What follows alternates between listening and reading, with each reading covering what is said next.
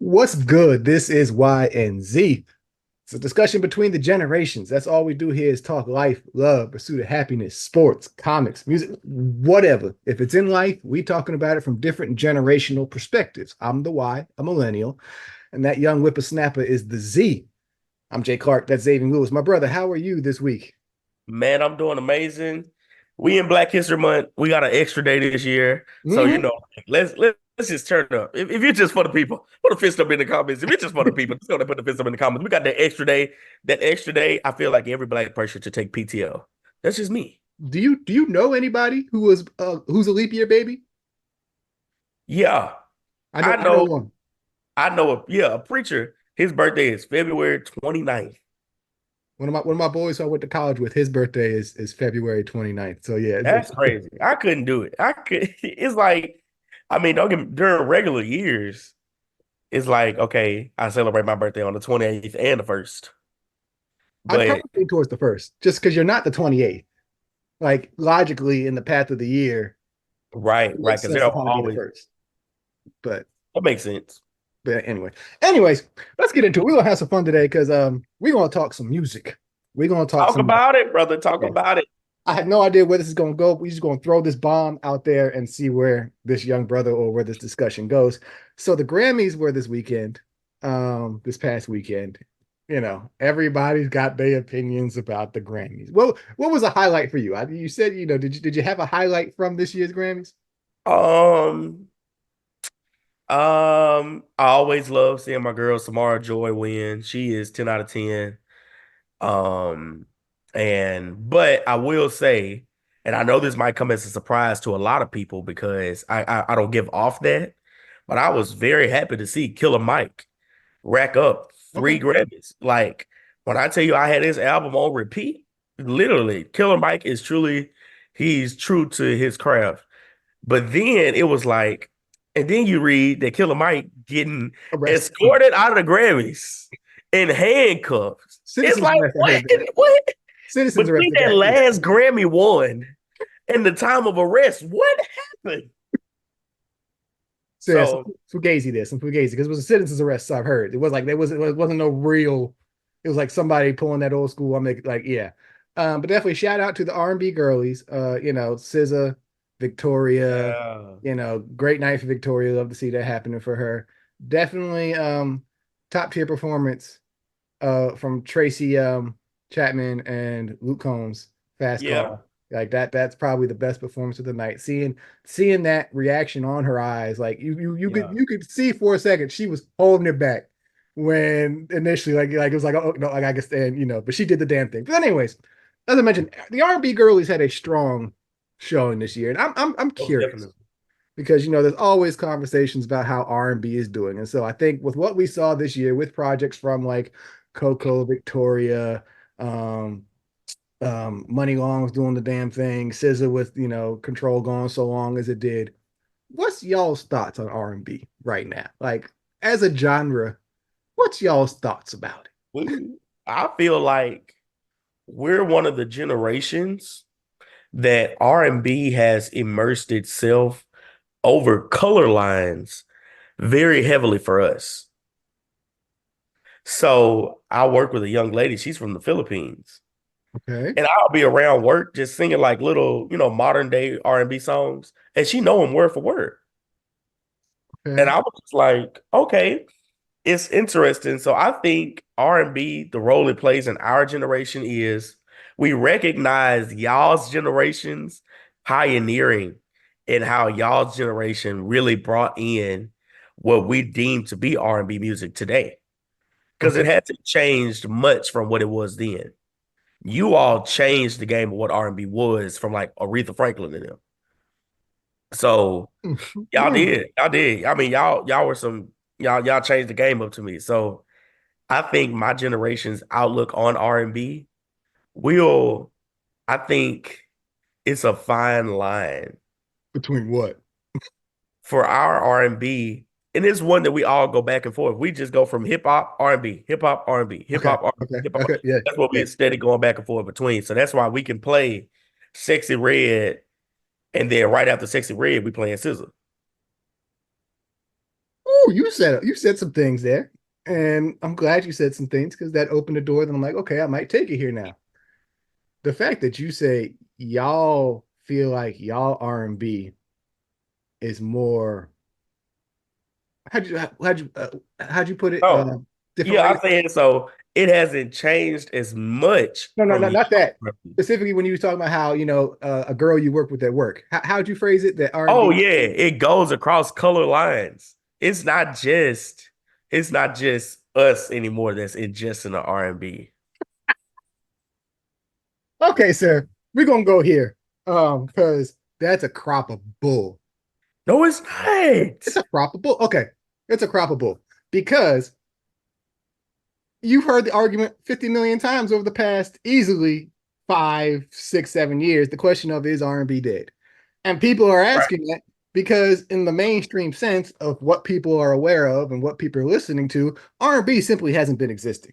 For you to come on here and say that you think y'all stuff has gotten more outside of the color line than our stuff is a crop of bull because never more was R&B more mainstream than when I was growing up. Like, It's still, don't get me wrong, R&B is still mainstream today. oh no, it's But not. No, it's not. And I got numbers to like we I came ready today. We can get into some numbers. It is nowhere near mainstream today as it has previously ever been throughout the entire history of the Billboard Hot 100. So we're talking about since 1960. in my circles, let me stop speaking. Let me take a step back. I'm not even speaking for Generation Z. I'm just speaking for my circle. Okay. In my circle of the people that I know, R&B is the prominent genre for us. But like you said, I'm steady just still exposing myself to bigger cities and things like that.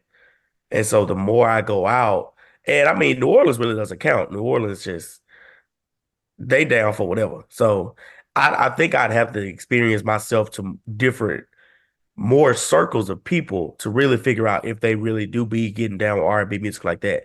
They don't. Because what were you? I mean, that's probably true though, because it's the way. Even like I can't even say social media because the way social media is framed nowadays is based off of what you like. So it's going to only show you what you basically like. So Mm-hmm. I wouldn't even see the people who aren't talking about R&B because I ingest a lot of R&B content. You see what I'm saying? Right. Yeah. But Yeah. like It goes back to this whole that compare, it goes back to this whole monoculture. We're in a non-monoculture world right now. And so y'all have no idea what is going on outside of your bubble. right, right, right. And that's why it's funny when you phrase it, like you think it's bigger now, and it's like R&B has never been 2023 excluded. 2023 was a decent year.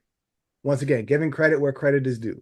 But statistically, like I said, I did some numbers analysis on in a mainstream sense. And when we talk about mainstream, we're talking about the Billboard Hot 100. How R&B has performed. At its heights, which was the 90s, you're talking R&B averaged 31% of the top 40. Wow. 31 like and that is the best it has ever been. Was 31% of the top 40, almost 40% of the top 10 was R&B. And then when you talk about your number one hits, 44.31% on average of your number one hits in the 90s were R&B. It has been on decline ever since to whereas now taking a full decade, the 2010s, right?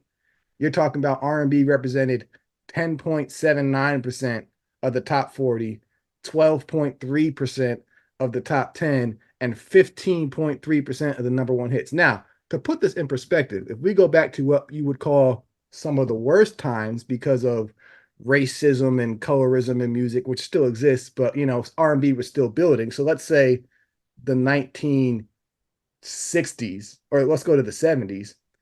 R&B represented 16% of the top 40, 21% of Wow. the top 10, Still better than 5% nowadays. of the ones. So you're doing worse now than back then. And so when you going to try and talk to me that R&B is more mainstream now, like no. I Hell no. don't, I don't. my argument wasn't that it was more mainstream. or I out there? think it's just I think it's just more people. How do I put this? Because the numbers are still dwindling. Like Very much so. they're doing that, but I think it's like more people know about it, but they don't consume it enough to the point where they could make it those. They don't consume it enough. Like it's just good enough so you can know the latest TikTok trends. It's good enough so you can know the latest social media trends, but they're not ingesting it because they actually like the genre. So like it's like, when we have those discussions about sports, right? Hmm. It's not about the franchise anymore. It's about the player. So cool. I'm glad you went there. Let's take a step back from R&B because as a whole, y'all, I'm curious with the way y'all take in content. Right. I was watching an interview with one of the Spotify worldwide heads of people talking about how they view the future of what music consumption will be and where it's going to go. And one of the interviewers made the statement, there's so much of stuff that you can't appreciate it. And I think that is y'all's problem. Music, film, shoes, whatever, which we really don't know what y'all as a almost entire generation are into outside of TikTok because there's so much stuff that's so personalized to every one of your experience. You don't appreciate anything because literally It's it's like, okay, this thing is here, and then I can move to the next, or I can move to the next, and then I can move to the next. And y'all aren't sitting with anything to right. really enjoy it. It's literally it's like my generation is like when we came into, actually being the consumers, it's as if we were like, okay, we're breaking down every wall, not realizing the consequences of breaking down those walls. So most music, back in the 90s or whatever, you knew not saying you didn't know people, by artists or whatever, but you more so knew it by genre. And it was just about those compartmentalizations. Like you could compartmentalize things into different areas. And then you come along to me in my generation, and we're like, oh, we want to break down every wall. We don't want to just be this one thing, and we I don't don't even want to think just it's be this that. one thing, I don't even think it's that. That is a problem, but right? it's not. The problem here isn't y'all's problem necessarily. It's back everything pre y'all's generation wasn't in mass like it is now. Right. Like, That's a great like point. as I said, this interview said there's so much of stuff out there you can't appreciate everything. I would argue one of the biggest issue is regardless of genre or whatever, like you knew what albums were releasing on a weekly basis because there was only a handful, like you maybe 10 at the max, maybe every week. And that's a straight like and what was really the top tier promoted stuff was probably even less than that. When you look at the amount of stuff being released every net, like it's that number, 100,000 songs a day is the statistic right now of content being uploaded to Spotify. 100,000 songs a day. That is almost 3 million songs every month. Like I forget the study I saw that broke it down where literally I think it was the stretch from like 2019 to 2022, the amount of music released from that stretch equaled everything that had been released prior. So we're talking, let's just say 1960 is a nice starting jump for the modern music era. What was released from 2019 to 2022 That's crazy. equaled what was released from 1960 to 2019. So you're talking 3 years of content equaling almost 60 years of content. How the hell are y'all supposed to find anything in that and appreciate? The thing is, you remember we were having that discussion because one day me and him had a discussion after we got off, and I was asking him about his autographed Michael Jackson. Mm-hmm. And I asked him this question. I was like, why isn't getting something autographed anymore a thing? And what he basically said was, I mean, he just kind of said, Jason said one statement, but he was like, because we have too much access. And it's almost hard for people who create for this generation. It's because whereas your generation, your creators, your artists, or whatever, the whole world in general, you could provide meals that could last you. Whereas my generation is more like it's more keen on providing a snack. And a snack isn't gonna last you as long as a meal. It might not even be the quality of the food. Take your example like this. Our generation, even if let's say they were both providing meals, right? Let's just say they're both providing the same meal. Our meal back then, you sat with it, enjoyed it, made it stretch, last long, because to almost be like you didn't know when your next meal was going to come. Almost like Right, I didn't right. know my next meal was going to come tomorrow or the day after. I enjoyed this meal and sat with this meal. This meal provided leftovers. I saved Right, right, right, right. back leftovers. Whereas nowadays, y'all are getting a meal and it's like, oh, I don't like that. I'm gonna go get this other meal. I got 70 other meals I could pick from and eat from right now. So I don't need to conserve this. I don't need to appreciate it because yeah, I don't like this meal. I'm gonna go get this other meal and that's gonna sate my taste. If that one don't, I got another meal that's like y'all are living in such an overabundance. And like I said, this goes beyond music. Like this goes to Yeah, this is TV life shows, in general your for the movies. world. Yeah, y'all have such an abundance of whatever you may like at a given moment that literally you don't need to appreciate what you have because if simply you don't like it and it's not hitting that spot, you can go to the next thing. Wow. And I'm gonna actually we're gonna stay right here. Let's just stay right here with Okay, music. okay. We, I'm we gonna can use it say, for yeah, we mine can say right here. too. Let's go ahead. How do you what are your takes on what Jay-Z said during his Ooh, acceptance okay. speech? It's interesting because we try to say like we do care and we don't care. let's Right. let's and this whole argument of we should appreciate our own things more, aka the NAACP awards, TV wants urban honors, be like whatever they may be, whatever. I'm not gonna go that route. What I find interesting is I think we are now more upset. Like let's he specifically referenced Beyonce. Let's take Beyonce's example. We're more upset the fact that she hasn't gotten any that we think she deserved them all. And so I actually, and what you hear about is a lot of, yes, the Grammys have not, as Jay-Z kind of stated, the Grammys have not truly appreciated or evaluated Black music correctly. No argument there, racism, whatever, yada, yada, yada.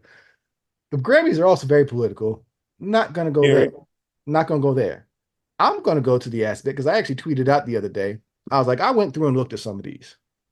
And I was like, and especially taking the sister snubs, because everybody brings up, there's not, there, there's been very little Black people to have won album of the year. I think it's like maybe 12 or it's not a lot. And out of that, it's only a couple Black women. So I went back and looked at what some of these sister snubs may be. And so I came to the realization that there are 6 clear snubs for the sisters that they should have gotten. Janet in Control in 87, India Ari in Acoustic Soul in 2002, Mm, Mariah Carey in Emancipation in '06. The last 3 are Beyonce. Beyonce and Sasha Fierce in 2010, Beyonce in 15, and Beyonce and Renaissance in 23. Now, what you say about you're like, well, why not Lemonade? Well, I think some of these other instances where Black women was eligible, I'm not going to call it a snub. So, like for example, let's take Beyonce's Lemonade year. Adele's 25 won that year. That's a very solid album. We right. were mad Beyonce didn't get it then because Beyonce hadn't gotten anything. But let's just say hypothetically, if Beyonce won in 2010 or 2015, one or both, are you as mad she didn't get the one for Lemonade over Adele's 25? Probably not. Let's go back to I think it's 2005.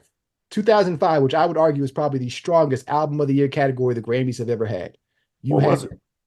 Ray Charles, which was the winner, and that album. You had I got it. I got to pull up the tweet now because off the top of my mind. Okay, you had Ray Charles, you had Green Day's American Idiot, you had Kanye West College Dropout, Usher Confessions, and Alicia Keys' debut album. And a lot of people will name like, oh yeah, Alicia Keys should have won. Honestly, that's one of those years I'm like, and like Ray Charles won. Glad. I can't necessarily call it a snub. Like even let's just say Ray Charles Right. didn't was going to somebody else. I'm not going to be mad it was College Dropout. I wouldn't be mad if it was Confessions. I wouldn't be mad if it was Alicia Keys. Hell, I wouldn't even be mad if it was Green Day because that American Idiot album is strike. Like any one of those 5 is like, yeah. So I can't call Alicia Keys in that instance a snub because it's like any Right. one of these 5, like those were 5 strong albums. You can't be mad at any of them. And so a lot of this sometimes you don't hear the people talking about like it was against A, B, C, and D. And when you go back and look at some of these years at what some of these albums were up against, it's like even early Mariah, like Mariah lost to Quincy Jones, I think in her first year, like it was 92 or whatever. That Quincy Jones album is strong. So Right. I can't call that necessarily a snub when I what we think won was just as good. And I think that's the issue we're having now is unfortunately, Taylor only really beat Beyonce out once. That only in the Grammys. That only happened once. right. So the other or twice. It might have happened twice. But like those other years, I think it was clear that Beyonce album was the strongest. She should have won it. But like let's just like that 2020, that Lemonade year, last year, or whatever year is no, what was it? Year 2019. before last, Like 2020, like 20.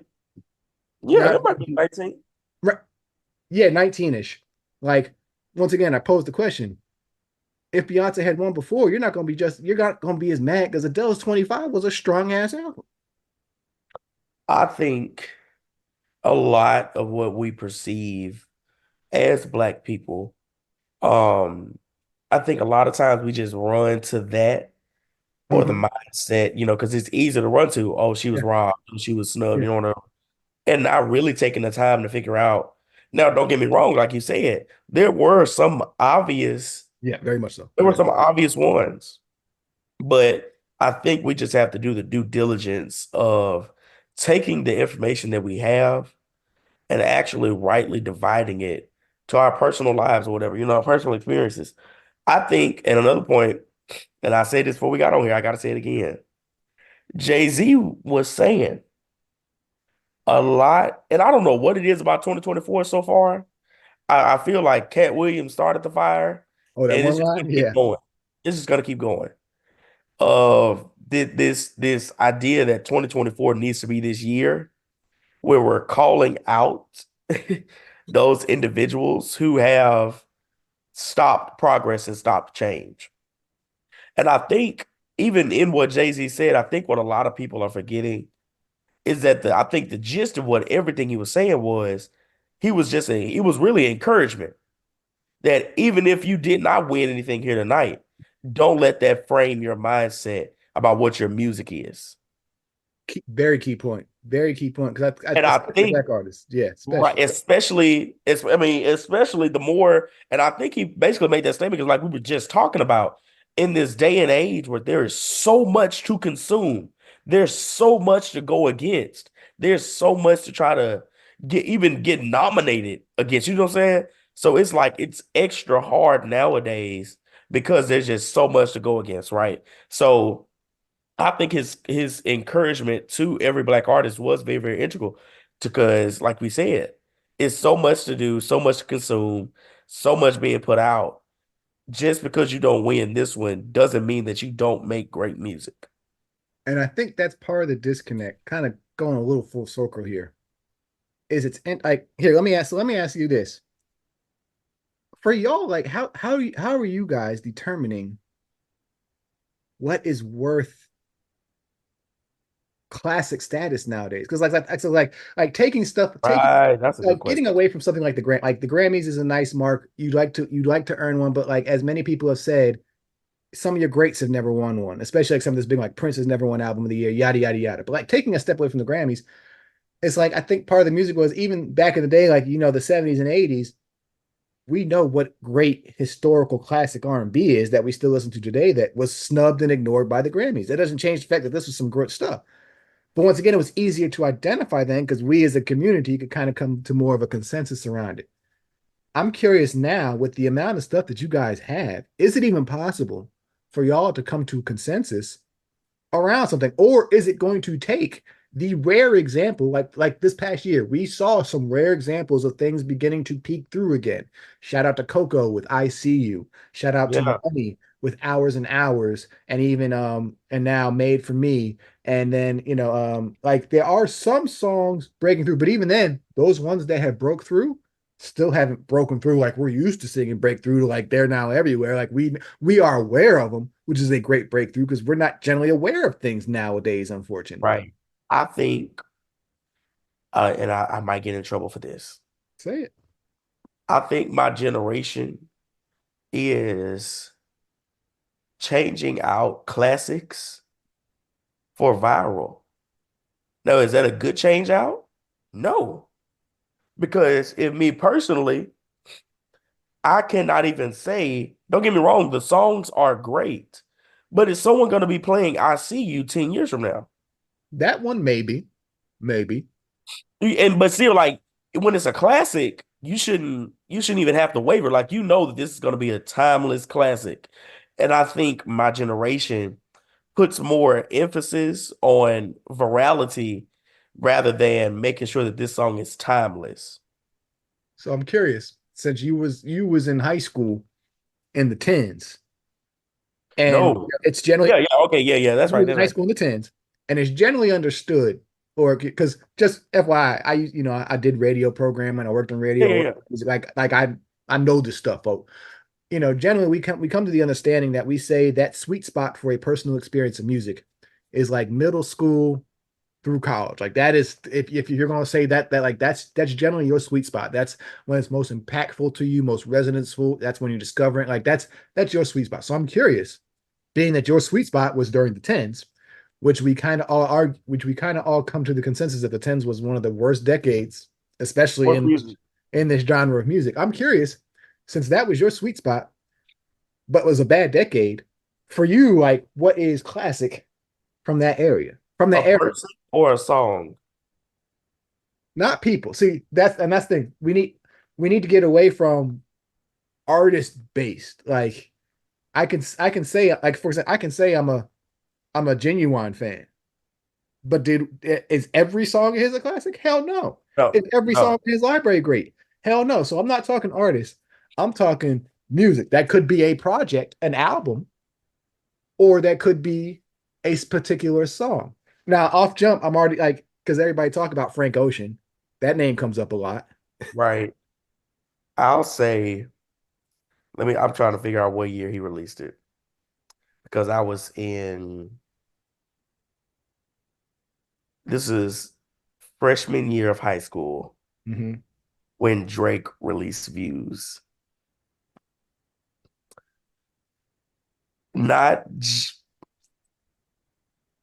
yeah, that was a big thing for us during the time. Mm-hmm. Um, Let me see. I think I was in middle school when Diamonds by Rihanna came out. So I think for my generation, those formative years were filled with things like, um, and Lord, we're not even gonna talk about it, but it was filled with things like Pink Print by Nicki Minaj. Um, like you Catching said, those. those are You catching your, those lately. yeah, that's what I'm saying. We're not even gonna talk about it. Whatever is going on with Nicki Minaj right now, because she's catching it. Um, During high school, we experienced the introduction of Cardi B. Um, Mm-hmm. we experienced her introduction. So I think that's why my generation now, we're in college and we accept people like Sexy Red so well. Is because we accept people like Glorilla so well is because you have to look at what was released and who was introduced in, like you said, those formative years. Why are y'all standards so low when it comes to this music? Is it because y'all not looking for the Bruh, best because songs for the listen, night? because now, don't get me wrong, I don't know who's out here just like I'm just a huge Ice Spice fan. I don't know who that is. But we were introduced to we were still molding and shaping our minds. We were thinking we were grown, so we were listening to City Girls and stuff like that, thinking that I mean we in high school. We ain't living no hot girl nothing. It's like it's all about, and then that goes into the argument about how fast this generation has matured because of our ability to have access to a lot of knowledge. And we all know that the access to knowledge is what speeds up your maturity processes. I'm going to be real interested to see y'all. in 10 years? Because as we kind of like and see what nostalgia looks like for you guys. Right, Because right. I it's going to be interesting to see what actually comes to like through as like, oh yeah, this is, or if y'all going to be like, ooh, yeah, a lot of this was as bad as they were saying it was, or simply just when it comes time to looking at that stuff that is timeless, like and lasts, because like it's hard to know in the moment sometimes. It takes Yeah, time. What y'all stuff that's going to be that stuff that breaks through? Because I'm not going to say y'all have nothing. Like y'all got some stuff, yeah, yeah, yeah, yeah. but it's going to be interesting to see what stuff breaks through and you're like, yeah, that's that ish, because as an adult I can say it's like, yeah, there's some stuff I'm like, yeah, I enjoyed back then, But not anymore. but Right, not right, like right. it's not a lot of it, but there's some stuff I'm like, ooh, ooh, yeah, no, this is not all typed up to be. But there's a lot of it that's like, oh yeah, this is still hitting and slapping. So I'm going to be real curious. Like I said, in about give it a good 10 years when y'all really start crossing into them 30s and y'all hopefully in some Woo. phases of life, what really stands out is like that was classic. Like I said, this goes beyond music. Yeah. Like it's TVs, it's movies, it's all this stuff, and a lot of it unfortunately seems so built on us. I'm curious what's going to stand out for y'all. Woo. Yeah, yeah, okay, yeah. We went for some time on that one. This Y and Z. That's what we Woo. change it up sometimes here. Before we get out of here, I'm Jay Clark. That's Xavier Lewis. Like, share, subscribe. Um, yeah. If you got a take or you got an opinion on what we said, let us know. We take all bullets. We come hard at one another. Um, Before we get out of here, we generally share some recommendations. I got one for you real quick. Okay. Hit me up Um, with it. since we're talking on music, The Greatest Night in Pop on Netflix. We Are the World. Have you seen it yet? Yes, yes. Man, like I said, even slightly before my time, I said that's 84. I'm born in 87. And but catching like being raised early and still catching the offshoots of the energy and seeing it, man, like as much as I'll say the 90s, I will argue anyone, the 90s in terms of its music can go against any decade and come out strong. Almost And definitely. there is something about the 80s and just like the 80s is that true pop monoculture. Like But it it was all just the works and only flows so problem. well. I think the only problem, the underlying tone of the 80s is Uh-huh. crap. The 80s you have you have the two viewpoints. Like it like it's like there's so much fun. There is so much we are all like it's all working like this. And then yeah, background, it's Reaganomics, it's crack, it's destruction. Right. And it's like so nobody's ignoring that. But in terms of like entertainment and music, wow, like that 80s pop scene, when you talk about the heavy hitters, you're talking Michael, Prince, Madonna, Woo. It was a Bon good year, man. Jovi, Good, like good across 16 the years. genres. And I think that's a beautiful like it's not just like this is just R&B. No, no. It's Nah, across genres and people are aware of it. Especially as like we're knowledgeable about a lot of the stuff. oh, yeah. Those other skin folks may not be as knowledgeable about some of these other genres as we are aware about a lot of these genres because I think we're not as preclude to not listen to some stuff or dive into some pools. Right. The 80s was one of the strongest monoculture scenes that there was. And the greatest night in pop. Just to see, like to think you on some like low key random ish. Lionel Richie, Michael Jackson, and Quincy Jones got some of the heaviest hitters of the decade to come together in one night. Because I never knew the background like that's I never knew that story. To see that it was done literally in one night after the American Music Awards. Hey, yo, It this was is a great, incredible. it And you'll never see it was again. a great documentary. Seriously.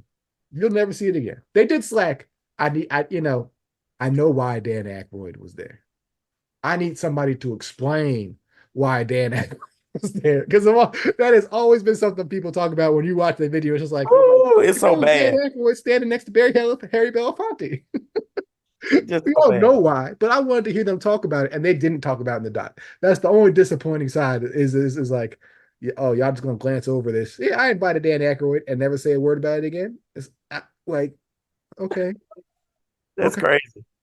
But yeah, no. If you are a music fan, dive into that. You got anything this week, my brother? Yeah, man. I'm pretty sure you already saw it. I mean, everybody basically saw it. I think this is how most people got into the song. Money Long made for me, but the version she did at the Soul Train Awards, I feel like the song was very close to complete. And I want to put you on, it's on Apple Music. Ooh, Go listen to it. And it was because they had the bridge at the end. okay, I want time. Okay, put a bookmark in that, please. Put a bookmark in that because this is an issue I want to get in deeper that I have with the way things are being done now. I had like so we will put a like put a bookmark in this. We are going to come back to this. It might not be next week, but it might be the week after. But please, because I have a long running issue with that exact thing right there. And in short, it's what the hell is going on? Why is it y'all? Or let me put it this way: whenever you're on social media and people are talking about, hey, check out this artist or see this clip, check out this song, it is always 95% of the time a live clip. And that's a problem because live is always different than the studio In the version. studio. And I be getting mad when it's I'm like, oh, okay, okay, I see it, I'm feeling it. Let me go check this out. And I And get then to you the go studio listen to the version, album and and it's it's crap, giving me none of that. It's completely different. So we'll get into that deep. Put a pin on that because yeah, I had some issues, but yeah. Hey, thanks for joining us for this ride. It's Y and Z talk between the generations. The Y here, the millennial. Jay Clark. Like that's the Z. Xavier Lewis. Like, share, subscribe. We growing this thing. You got a take. You got an opinion. Share it with us. You think we full of some ish? Call us out, please. We'll talk about it. That's what we do here. But yeah, in the meantime, stay safe, stay black. Black History Month. Yeah. Who you got in the Super Bowl? Who you got in the Super Bowl before we go? there's only one correct answer because it's only going to go one way, and that's the Kansas City Chiefs. Okay, I'm with you there. Okay, we can agree on that. We'll see what happens. Enjoy life until then. Be safe, people, and peace. Peace out, y'all.